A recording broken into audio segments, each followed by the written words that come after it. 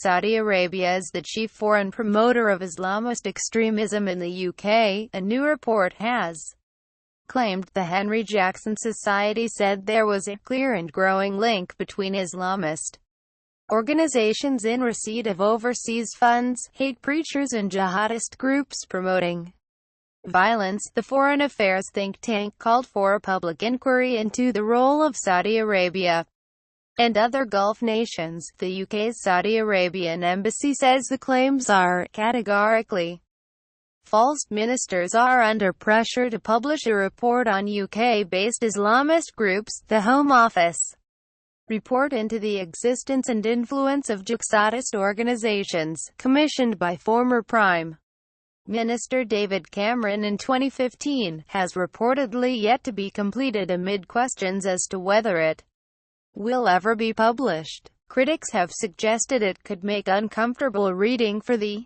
government, which has close and long-standing diplomatic, security and economic links with the Gulf, particularly Saudi Arabia. Wednesday's report says a number of Gulf nations, as well as Iran, are providing financial support to mosques and Islamic educational institutions which have played host to extremist preachers and been linked to the spread of extremist material.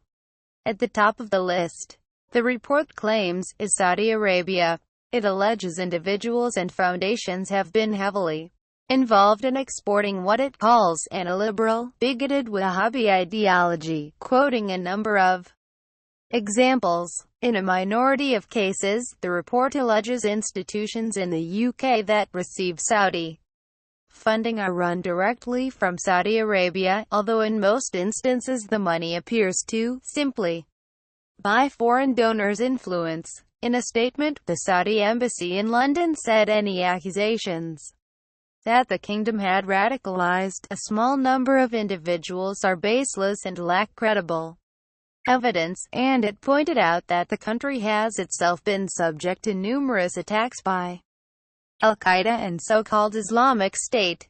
It added, "We do not and will not condone the actions or ideology of violent extremism, and we will not rest until these deviants and their organizations are destroyed." The BBC's security correspondent, Frank Gardner, said the report's release comes at a sensitive time, with Saudi Arabia, the UAE, Bahrain and Egypt all accusing Qatar of supporting extremism, a charge the report says is hypocritical.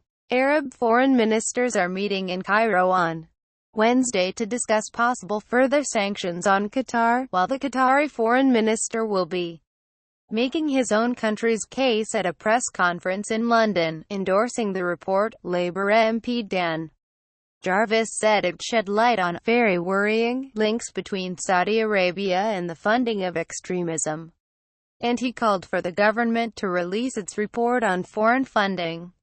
In the wake of the terrible and tragic terrorist attacks we have seen this year, it is vital that we use every tool at our disposal to protect our communities, he said. This includes identifying the networks that promote and support extremism and shutting down the financial networks that fund it, he said. The proposed Commission for Countering Extremism, a new body intended to expose examples of extremism in civil society, should make the foreign funding of UK institutions a priority.